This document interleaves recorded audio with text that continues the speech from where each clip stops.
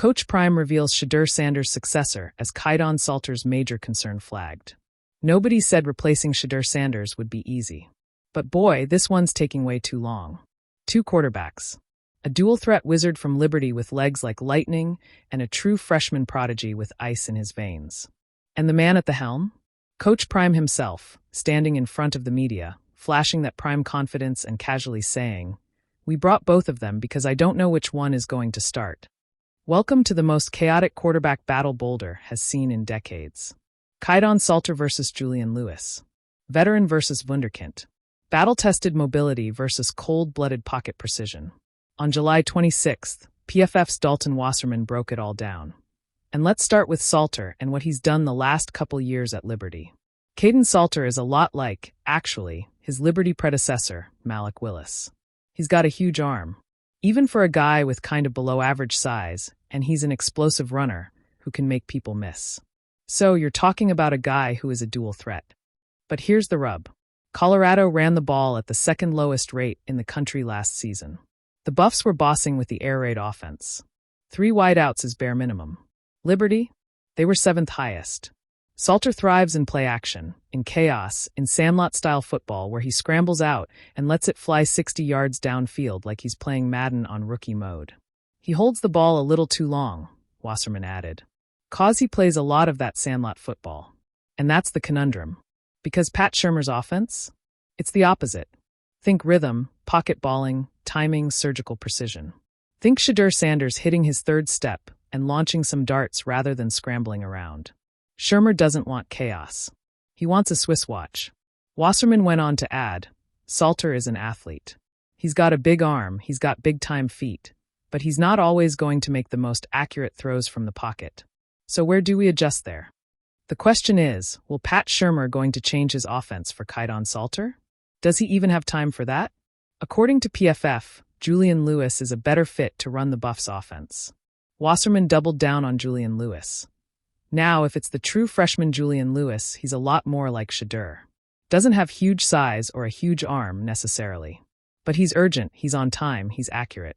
You can even see it in his high school tape why Deion Sanders would want him as the successor.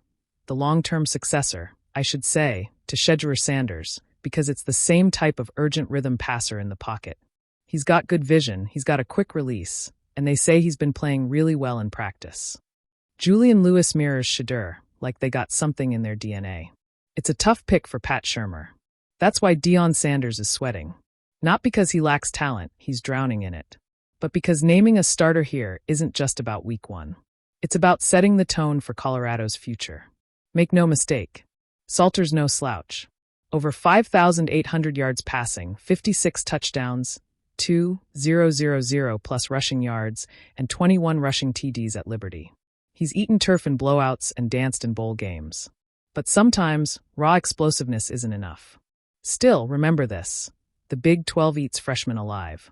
Just ask Isaac Wilson, Zach Wilson's brother, who tossed 10 TDs and 11 picks for Utah. Not everyone survives the storm.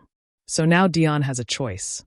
Go with the electric bridge quarterback who forces a full reboot, or the polished prodigy who might take his lumps now, but be a star for years to come. Deion Sanders named among college football coaches with the most to prove in 2025. Don't look now, but Coach Prime's name just landed on a spicy offseason list.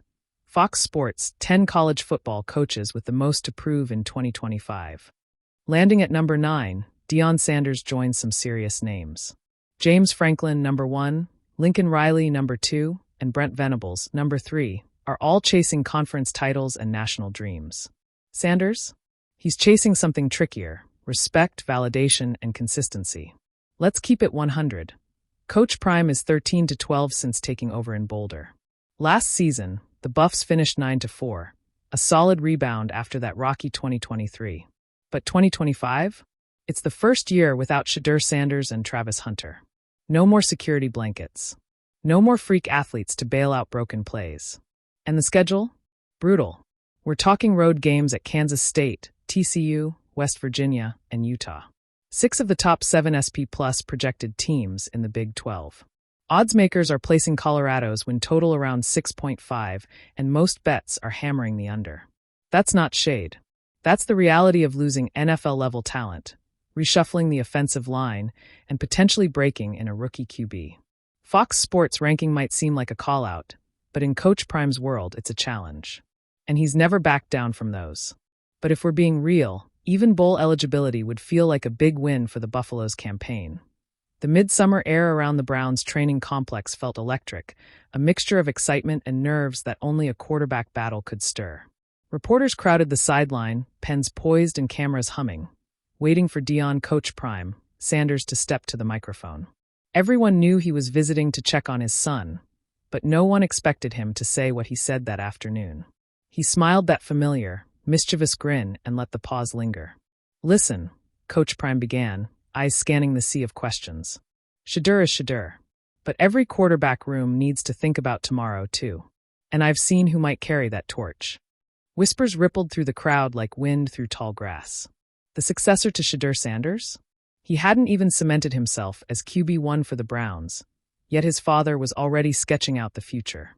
Then Prime's gaze shifted toward the practice field, where Kaidon Salter was jogging back from a drill, helmet tucked under his arm. "I'm going to tell y'all something," Prime said, his tone sharpening. "Kaidon's got juice. That boy's got fire. But he's got something he's got to fix, and quick. Major concern.